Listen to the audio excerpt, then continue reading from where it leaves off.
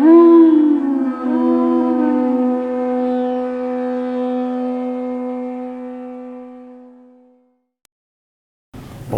Namo Bhagavate Vasudevaya.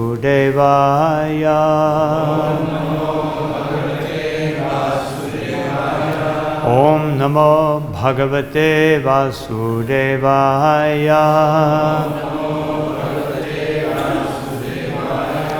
Om Namo Bhagavate Vasudevaya.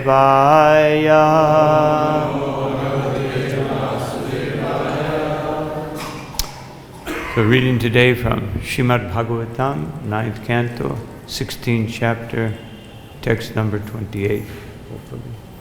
Yeah, good. First, I have so many August and senior devotees. I hope that I can say something meaningful that, for your pleasure. Gadhirabun Mahateja Samidha Iva Pavaka Tapasa Kshatram Utsrija Yolebhe Brahmavachasam Gade from Maharaj Gadi. Abut was born. Mahateja, very powerful. Samidha, inflamed. Iba, like. Pavaka, fire. Tapasa, by austerities and penances. Kshatram, the position of a Kshatriya. Utsrija, giving up. Ya, one who. Vishwamitra, Lebhe, achieved. Brahmavachasam, the quality of a Brahman. Translation and purport by His Divine Grace Srila Prabhupada. Vishwamitra, the son of Maharaj Gadi, was as powerful as the flames of fire. From the position of a Kshatriya, he achieved the position of a powerful Brahmana by undergoing penances and austerities. Everyone can please repeat. Vishwamitra, the son of Maharaj Gadi, was as powerful as the flames of fire. From the position of a Kshatriya, he achieved the position of a powerful Brahman by undergoing penances and austerities. Purports. Now, having narrated the history of Lord Parashuram, Shukadev Goswami begins the history of Vishwamitra. From the history of Parashuram, we can understand that although Parashuram belonged to the Brahminical group, he circumstantially had to work as a Kshatriya. Later, after finishing his work as a Kshatriya, he again became a Brahmana and returned to Mahendra Parvata. Similarly, we can see that although Vishwamitra was born in a Kshatriya family, by austerities and penances, he achieved the position of a Brahmana. These histories confirm the statement in Shastra that a Brahmana may become a Kshatriya may become a Brahmana or Vaishya, and a Vaishya may become a Brahmana by achieving the required qualities. One's status does not depend upon birth, as confirmed in the Srimad Bhagavatam 7:11-35 by Narada. Yasyala lakshanam proktam bhumso bhanam vivyanjakam yaranyaptrapi drishyata tad denaiva vinirdishet If one shows the symptoms of being a Brahmana, Kshatriya, Vaishya, or Shudra, even if he has appeared in a different class, he should be accepted according to those symptoms of classification. To know who is a Brahmana and who is a Kshatriya, one must first consider a man's quality and work. If all the unqualified Shudras become so-called Brahmins and Kshatriyas, social order will be impossible to maintain. Thus, there will be discrepancies. Human society will turn into a society of animals, and the situation all over the world will be hellish.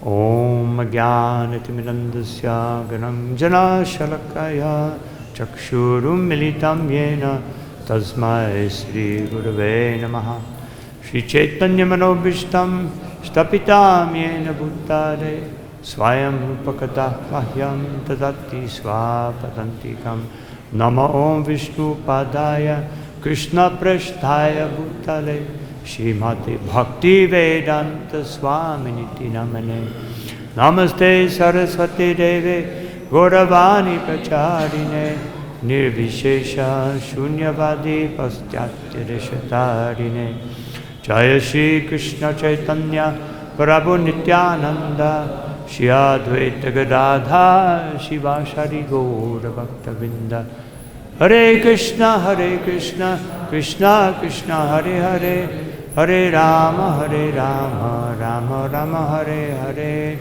Panchakalpatarubhyascha Kripa Sindhu Vyevacha Patitanam Pavanebhyo Vaishnavebhyo Namo Namaha.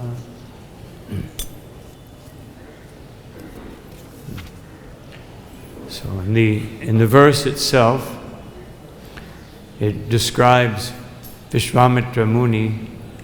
Of course, at that time, in the beginning, Vishwamitra as a Kshatriya, born in a Kshatriya family. But he wanted to be a Brahmin. Brahmin is the highest position in society. Sometimes Brahmins, though, become proud. It's like Srila Prabhupada explains, although it doesn't precisely say it in the Bhagavatam itself, but in the story of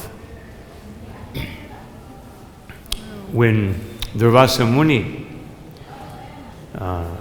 he could not tolerate that a king was in a greater position than him. He's thinking, this king, he's being worshipped, the people are speaking more about him than himself, than myself, and therefore let me teach him a lesson. And he contrived a whole means by which to try to insult the king. But in this case, Vishwamitra, he felt that the position of a Brahmin would be more suitable. But he was such a Brahmin that, as it says here, Samidha iva pavaka mahateja. He was so powerful that by his austerities and penances, he was like fire. And of course, we can see that in different occasions, like when he came and asked Dasharat for his sons. He said, I want them to accompany me and I'll train them. And Dasharat said, anything else? No, anything else. Just like Harai Pandit with Nityananda Prabhu. First he got the promise. That's how you do it. First you get the promise, then you give the details. So he said, anything else?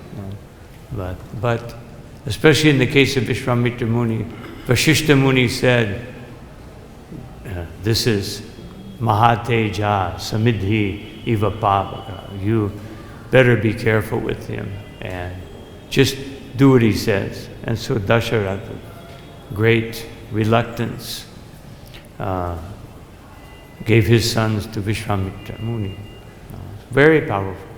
So, but Srila Prabhupada dedicates his purport not so much to his power, but to the fact that one should be identified by one's qualities and work. In relation to this, Vishwanath Chakravarti Thakur says, of course, as Srila Prabhupada said, there are three basic factors that qualify a society as a civilization. First, that they protect the cows. Second, that they uphold Brahminical culture. And third, that they promote love of Godhead. If not, it's not civilization. Of course, we speak of civilizations, Greek civilization, because there was some civility, there was some sense of order, some philosophy.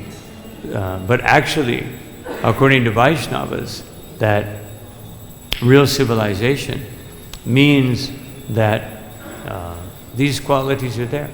So therefore, Vishwanath Chakravarti Thakur says that the quality of controlling the mind, because there should be a Brahminical standard in society. Therefore, the quality of controlling the mind and the senses should be there in anyone who wants to practice being a Vaishnava, whatever their qualities and work may be. That control of the mind and the senses must be there. Otherwise, it's impossible to uphold Brahminical society. So, here we have, in the previous verses, we have the story of Parashuram, who was a Brahmana, became a Kshatriya, and then converted back to a Brahmana. Of course, he's an empowered incarnation of the Supreme Personality of Godhead. So he has his work to do. In the case of Vishwamitra Muni, he wanted to be a Brahmana. And therefore, by exhibiting austerities and penances and dedicating them to become a Brahman, he developed those qualities. And he was recognized as a Brahman. So Srila Prabhupada quotes a famous verse from Narada Muni in the 7th canto of the Srimad Bhagavatam, which Srila Prabhupada quotes so many times, that a person lakshanam proktam, whenever it is found within somebody certain qualities, then that really determines what is their varna. That is what determines it, not the fact that they were born in a particular family. And of course, how many times Srila Prabhupada speaks, especially about Brahma Bandhus, because nobody really claims nowadays that I'm a Kshatriya because my father's a Kshatriya. And definitely they don't say, oh, I'm a Shudra because my father's a Shudra. No, nobody says that. No. Vaishya, yeah, they may claim that. No. And a Vaishya father may, it's natural that a father wants the son to be a devotee, to be what he wanted. They want him to be a prototype, my reflection. Especially if I wasn't as successful as I wanted to be, then let my son be more successful. Of course, the son, if he's a good son, he will represent the father. Just like Puru, of all the sons of Yayati, he immediately accepted the request of his father, and he lamented that, why didn't I just do this on my own without being requested? I was second class.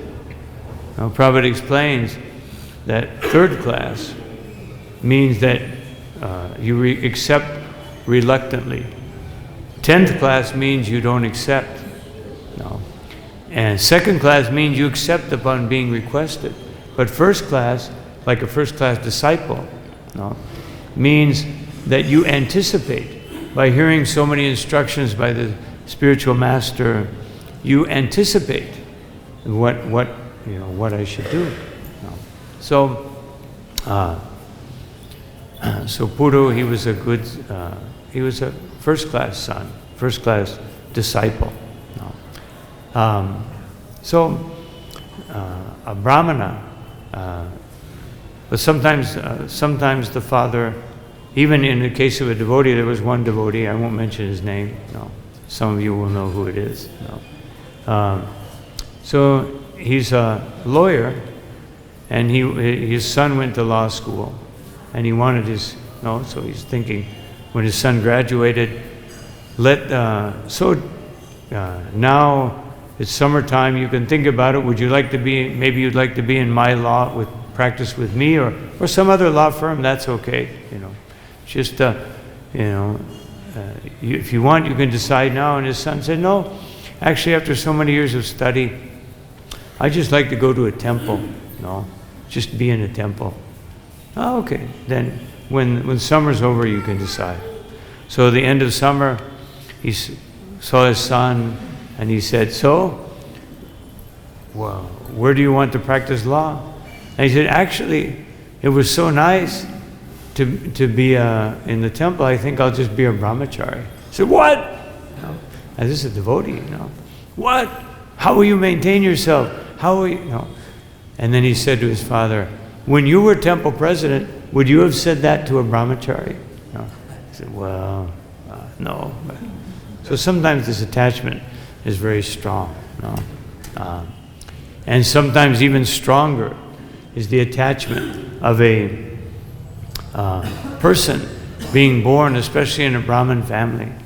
Because you can, especially if you're thinking of the privileges, not the responsibility.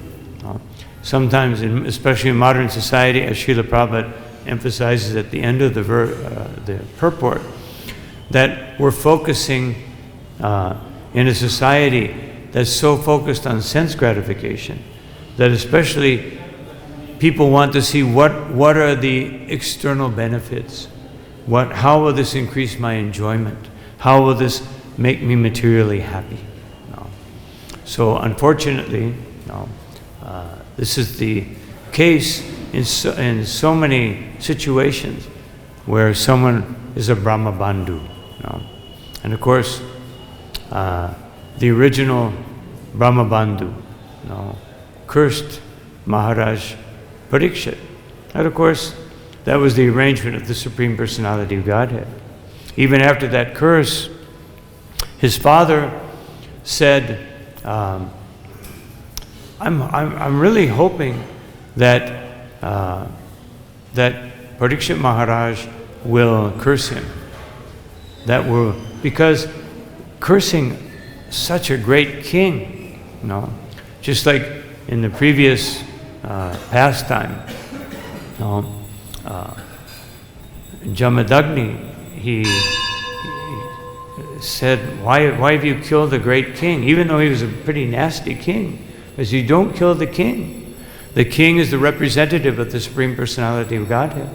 Just like Sanatana Goswami, when he was playing hooky, when he was absent from his Kshatriya duties as a minister, he was so tired. His brother Rupa Goswami had gone to Vrindavan and was in the bliss of devotional service. And he was stuck as a minister. Rupa and Sanatana, they didn't want to be ministers. They were forced to, because the Nawab said that if you don't do it, I will persecute all the devotees, all the Brahmins, and so they accepted, reluctantly accepted. So Sanatana Goswami, in the pretext of being sick, he was sitting with the Brahmins and hearing the Bhagavatam, blissful. And then the king, he said he's been sick for a long time. So he sent his minister to find out what was the problem. He was so dear. He was such an expert, because a devotee is, as Srila Prabhupada said, devotee is daksha. Not that devotee thinks, no, I'm a devotee, let me be slack and forget about all my material responsibility. So he was expert, and the king was missing his counsel. So the king sent his minister and said, the minister came back and he said, so what is his disease? Well, he's not diseased. He's actually sitting with the Brahmins and reciting scriptures. So the king came very angry. But when he came in, Sanatana Goswami stood up and offered respects. And Srila Prabhupada explains that because the king is the representative of the Supreme Personality of Godhead, then we should be honored. Even Trump, somehow or another, it may be difficult, or any other political leader, especially the more questionable ones, but they have that power, and that power was respected. Even Srila Prabhupada, he was reluctant to immediately take up the request of Bhaktisiddhanta Saraswati Thakur, because he said, we're a dependent country. How will I preach coming from a dependent country? First we have to get independence. And Bhaktisiddhanta Saraswati Thakur said, no, it doesn't matter. First of all, no one is independent. Everyone is dependent. And then finally he said, anyway, they're probably doing a better job than we would at ruling.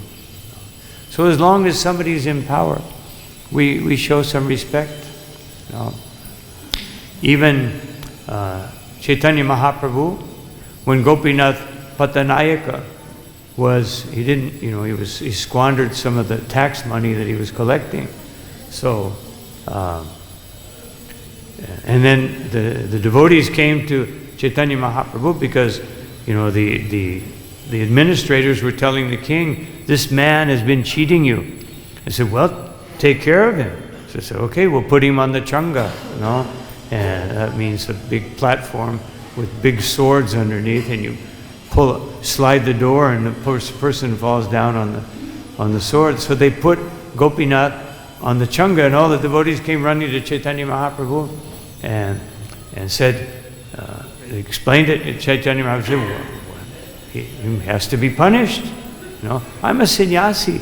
This is not my business. Of course, Prabhupada had a different idea about sannyasis. They should be responsible in all spheres of service, because it's all devotional service to Krishna. But Chaitanya Mahaprabhu said, yeah, let him be punished. But then they said, but the king is going to punish him on the changa. I said, well, he didn't pay the king. No. Chaitanya Mahaprabhu was sticking up for the king. He didn't pay the king. He should be punished. And so devotees pleaded again and again. Finally, Chaitanya Mahaprabhu said, this is not my business. If you want to help him, pray to Lord Jagannath. Jagannath can do anything he likes, and ultimately he will do what he likes. So you pray to Jagannath, and then, And they prayed to Jagannath. And immediately, the king was informed that if you kill him, then we will never get any money. Better that we work out a solution, we get money, otherwise we kill a devotee and no money. And so the king, I didn't tell him to be killed, I just wanted the money. So they worked out an agreement. The point is, the king, the authority, should be respected. And anyone, Brahmana, Kshatriya, Vaishya, Shudra, the Shudras should also be respected. Not that Shudras are looked down upon.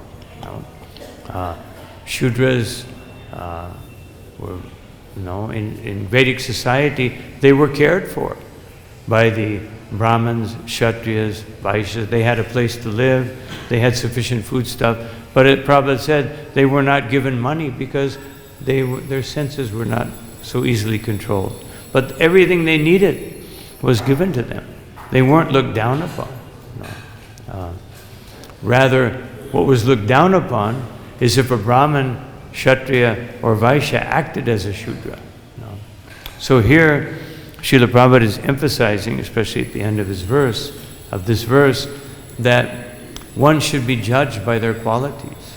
And just to give an example of that, there was one young man, Satyakama. So Satyakama, he wanted to be a Brahmana. He was very impressed by Gautama Muni and his qualities, and so he approached Gautama Muni. Now Gautama Muni's standard was that you must come from a Brahmin family. You must come from a very, very high-class family to be his disciple. So Satyakama, his name means who has a desire for the truth. So he went to Gautama Muni and he bowed down and he said, "Please let me be your disciple. Please allow me to be your disciple." And he said, "Well, so who is your father?" He said, "I don't know." He said, "Well, then you ask your mother." I said, "Okay, yes, Guru Dev." So he went, asked his mother. His mother was, especially in her youth, she was a freelance woman, And so he said, "Who's my father?" He said, "Well, actually, I had many different partners, so I'm not sure, which one it was." So he came back, Gautama Muni said, "So, you know who your father is?" He said, "No, I don't know. My mother said she had many husbands, many men, and so I don't know." And he said, "I will accept you as my disciple, because you are not ashamed to speak the truth. To you, the truth is more important than social position or pride. No, I can see that you are prideless and you are truthful. And these are the qualities of a Brahmin, therefore I accept you." So he was accepted by his quality. He didn't have the proper birth. By his birth, he would have been rejected and practically rejected from society, especially in that very rigid Brahminical society that existed in previous times. But he was by his quality. So a devotee, especially a devotee, also sees people in terms of their qualities. As Rupa Goswami says, even other devotees, we see them in terms of their qualities. Someone who chants the holy name but maybe doesn't have, as Maharaj quoted the other day, maybe is not on such a high standard of devotional service, we respect them. In the Skanda Purana, it says that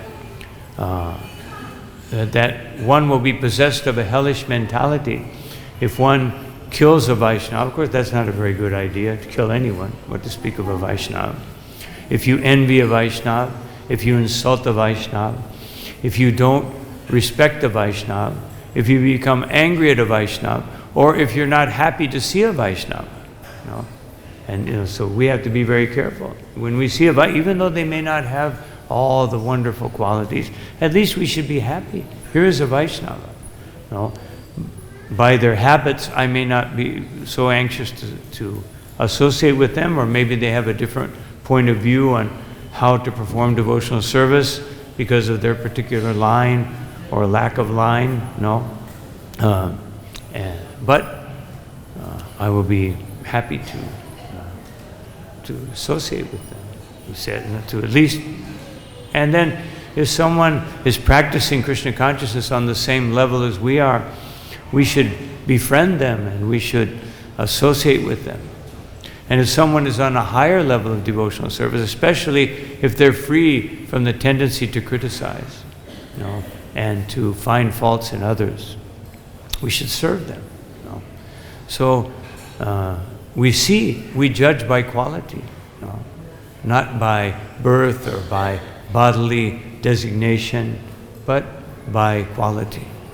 So this is what Srila Prabhupada emphasized. And then he says, and then he emphasizes here, although he doesn't mention Varnashram, but he's emphasizing Varnashram. There must be Varnashram, especially there must be Brahmins and Kshatriyas. And if there's no Brahmins and Kshatriyas, as of course Srila Prabhupada is interesting in this verse, in his purport, he uses the future tense. Although I think Prabhupada, it was very obvious when he wrote this purport that everything he's saying here, social order will be impossible to maintain. It was already not being maintained. No. And he says there will be discrepancies. Well, there were already. Now there's even more discrepancies. And the situation all over the world will be hellish. Just like when Srila Prabhupada went to London one time, and the interviewer asked him, do you believe in hell? In your religion, do you believe in hell? He said, yes. He said, so what is hell like? He said, London. No. Otherwise, we're already in a hellish, just by being in this material world, we're in a hellish condition. No. It's like Srila Prabhupada one time, speaking about people being like animals. No. Prabhupada gave a very wonderful example, and something that's very common, even more nowadays, almost a rule. He said, so just like a man will be walking in the park, and he chuckled a little bit. This is a class in Calcutta. He was walking in the park with his dog, and the dog, he passed a stool. So the man is patiently waiting. The dog is just sniffing around. You've seen that. They take some time, find the right spot. And then he's waiting patiently for his dog to pass stool, because he cares very much for the dog. So Prabhupada said, just like we have come to this world of stool, and we are interested in so much stool, and Krishna, he is our master. He is patiently awaiting for us to finish this stool business, so that he can be our real master. So Prabhupada could see, even in that, of course he joked about it many times, who's the real master. But he could see a Krishna conscious lesson there. So I wanted to spend a little time in this last part, where Srila Prabhupada futuristically, although realistically, was saying that people will become like animals. In the other day, Prahladananda Swami quoted one verse from the 12th canto, beginning of the second chapter, that in this age, tatas chanudinam dharma will go down day by day. And of course the verse mentions the four pillars of religiosity, that satyam shaucham kshamadaya, that truthfulness, that truthfulness, austerity, and cleanliness and mercy will all be diminished day by day. Kalena, balina. It will happen very strongly. So then later on, it says, and even before that, it says, Srila Prabhupada quoted it in the previous chapter, that asamskrita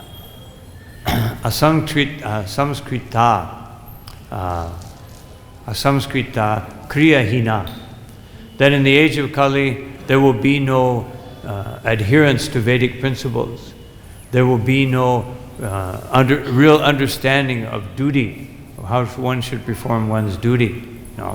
All these things will be lost. And rajasa tamasa vittaha. And the leaders will be mainly in the mode of passion and ignorance. And because of that, prajate pakshayishanti, they will practically devour the citizens. And yo bali bhavita vipa. And these kings will rule everything by power. And in another verse then, in the next chapter, it says that people will be so miserable. And of course, the reason for it is that akirne kshitri mandale, the world will be overpowered by esham prajapir dushtabir, by unwanted population. And Srila Prabhupada said, now we have so much unwanted population. And because of that, then Brahmavit Shatrashudhanam, then there will be no real orders. And anyone from any one of these positions, Mlecha, Rajanya, the Kulam, then the Mlechas will occupy these positions. And then Srila Prabhupada mentions, where he quotes this in another place, that because there's no Brahmins and because there's no Kshatriyas, then the mercantile class, and of course Prabhupada said this again and again, capitalists, communists, mercantile class and laborer class will take over. They switch from one another. First there's capitalism, then there's socialism, then capitalism, then socialism. We've seen this going on for millennia, because there's no real Kshatriyas. And whenever you have like a semblance of a Kshatriya, just like in Mexico in the 1800s, there was one president, and this president, what was his name? Francisco I. Madero. So he used to read Bhagavad-Gita. He called himself Arjuna in the parliament, parliament, well, it wasn't parliament, but in the Congress.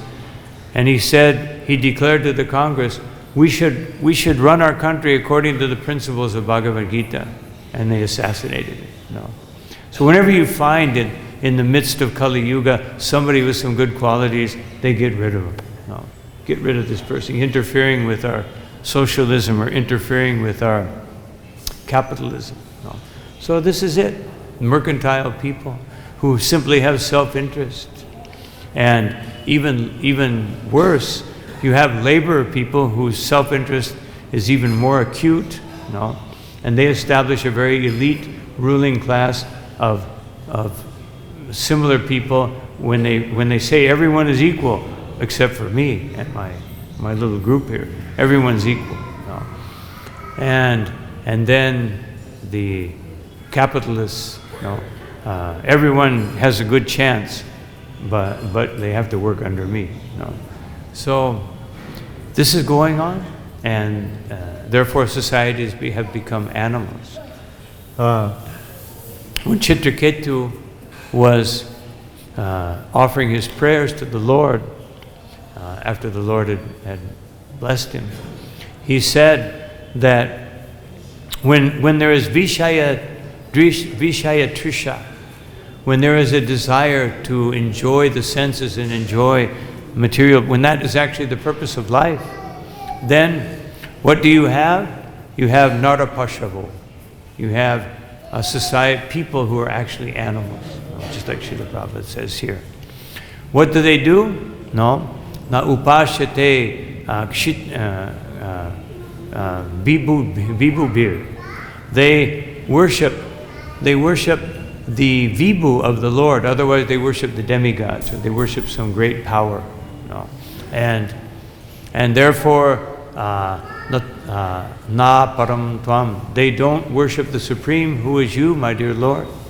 So the result, te sham ashisha iha. Therefore, they can never have success, because yat tat vinishanti. Because the blessings or the benedictions that they get from these demigods will disappear, just like people who worship political rulers. When that ruler is gone, just like in politics, there's a politician has his group, and they have their ministers, and then when the next politician comes in, he gets rid of them and puts in his group. So he was saying that unless one is actually your devotee, he's an animal. His standard was very high. We draw the line a little lower. That, of course, Prabhupada said what distinguishes an animal from a human being? That a human being questions, why am I suffering? And then in other times he said, the four regulated principles. These four regulated principles, sometimes we consider them to be standards of spiritual life. But Prabhupada said they're not actually the standards of spiritual life. They're actually the standard of human life. And from human life, then we can progress to spiritual life. So this animalistic society, they take control. Even if they may, whatever class they may, designation they may come from, they take control. Swavidvara hostra karai samstuta purusha pashu. And when the society becomes animalistic, then they elect an animal. Vishwanath Chakravarti Thakur, when he comments on that verse, he said, the quality of a dog is that they become angry very easily, otherwise showing the qualities of modern leaders. Of course, that was even many years ago, and he was seeing these qualities being manifest. And he said, the hogs, they eat too much, and they eat indiscriminately. And the camels, they carry a heavy load, and the asses, they're kicked by their mate. So he said, these are the people. Whoever can do these things to the greatest degree, whoever carries a big load of materialistic desires, whoever is totally attached to sex life, whoever becomes angry, and by his anger he can forcefully be a leader. Just like we see nowadays in the US, just become angry and push things through. These people will become the leaders of society. So Srila Prabhupada is, in one sense, in this purport, is making an appeal. And that appeal is that we should make sure that we establish the system. In the beginning, Srila Prabhupada spoke about it being an external society. And later, when he saw that the devotees were not so transcendental, as transcendental as he had originally hoped for, he said we have to establish this varnashram. Otherwise, in our working, in our dealings, in our behavior, of course, a devotee, Chaitanya Mahaprabhu, he emulates the inner feeling of a devotee. The inner feeling of a devotee, is naham vipro, na cha, narapatir. He's not a Brahmin, he's not a king, napi Vaishno na Shudro, he's not a Vaishya, he's not a Shudra. This is the inner feeling of a devotee. Or this is how a devotee feels in the intimate dealings with other Vaishnavas in Shravanam and Kirtanam. In Shravanam and Kirtanam, we take that sentiment. We simply consider ourselves Gopi Bhartu Parakamalayor Dasa Dasa Anudasa. We don't see, but those designations are important for the functioning not only of external society, but of the devotee society. Prabhupada saw it as necessary. We need to have Brahmins.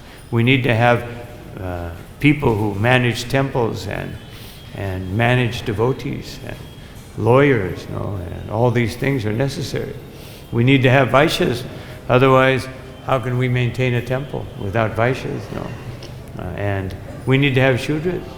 If there were no plumbers, if there were no electricians or workers or musicians are also considered to be Shudras, unless they're composers. When they compose, of course, devotee musicians are not Shudras, they're Vaishnavas, they're Kirtaniyas, but just somebody who plays an instrument, but they're very valuable. They create a certain mood that, of course, sometimes they create the wrong mood, if you got the wrong musician. But they're supposed to create a mood of goodness, bringing people up to a higher platform in the form of bhajan.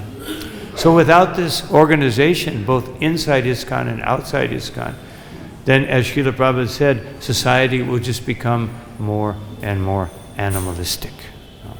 So, Sri Chaitanya Mahaprabhu No. When there was Brahmins by, just to conclude, when there were Brahmins by birth, and everything was determined by birth in Navadvip, then Advaitacharya, Srivas Thakur, they were miserable, even though they were chanting in the home of Srivas Thakur, sometimes in the home of Advaitacharya, they were chanting, but they were so unhappy to see a society governed by people who claimed their position on the basis of birth, and they were creating havoc. All these unqualified Brahmins attached to wealth and knowledge, external knowledge, and not worshiping the Supreme Personality of Godhead. Of course, that very condition, in Chaitanya Bhagavat, it says that the conditions of Kali Yuga had been accelerated. The things that were happening would normally be manifest further down in Kali Yuga, but to accelerate the appearance of Sri Chaitanya Mahaprabhu, those qualities became manifest, even stronger qualities of Kali Yuga. And the Lord came because his devotees, Paritranaya Sadhuna, his devotees were suffering. And he came, and of course, because he came, he gave us the responsibility that Atta eva ami agyu dilun sabakare jahan tahan prema pala deha jaritari. He said, I order every person within this universe to take these fruits of Krishna, the love of Krishna, and distribute them. So here they are, Srimad Bhagavatam, Bhagavad-Gita, Shri Harinam Sankirtan, Krishna Prasadam, these fruits. We all have that duty to spread the Krishna consciousness movement. Now we're here in Vrindavan. Of course, some people stay here, and there's Sankirtan. They're distributing the fruits of Vrindavan to those who will carry those fruits to all other parts of the world and distribute them. And that is our duty. So these are some thoughts on this verse. I'll stop here. Any comments? Any questions?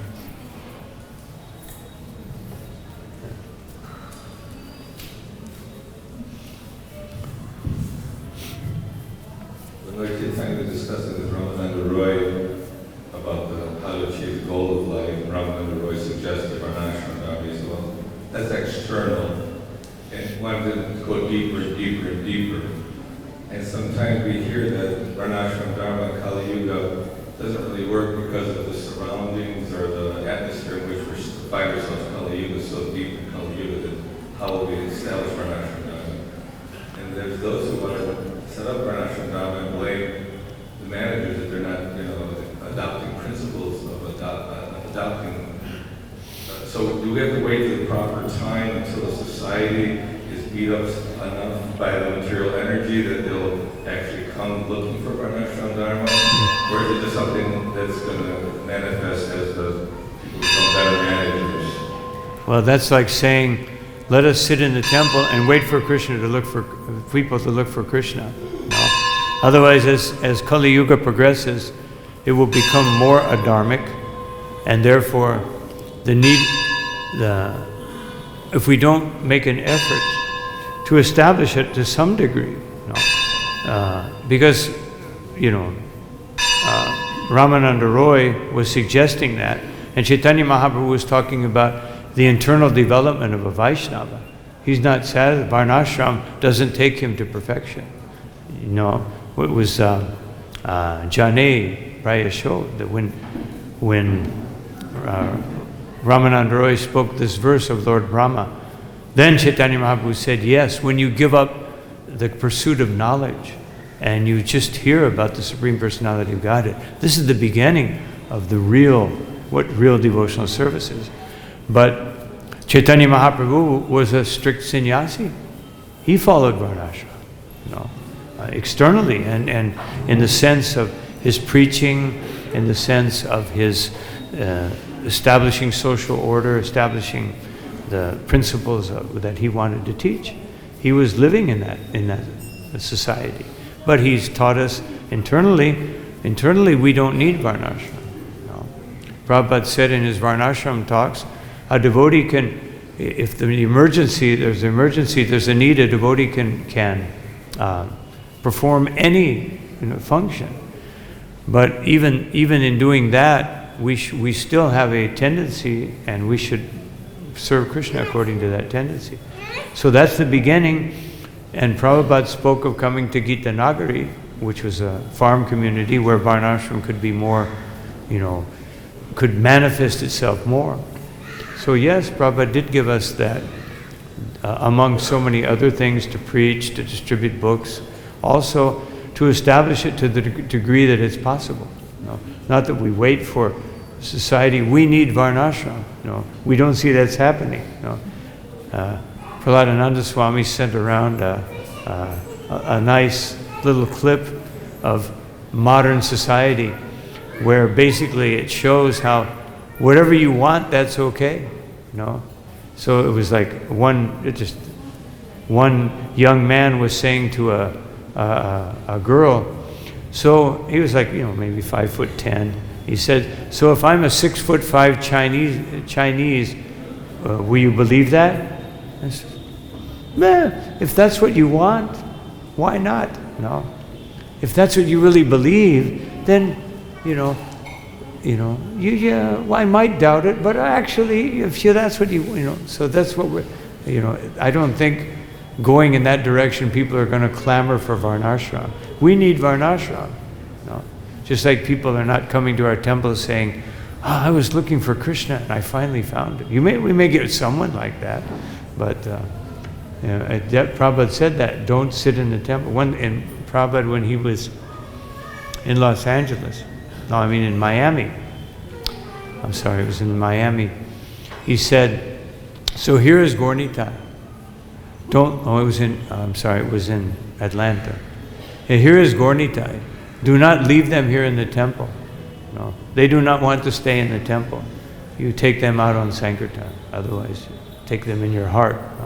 So, Prabhupada is saying, don't stay in the temple, go out and preach.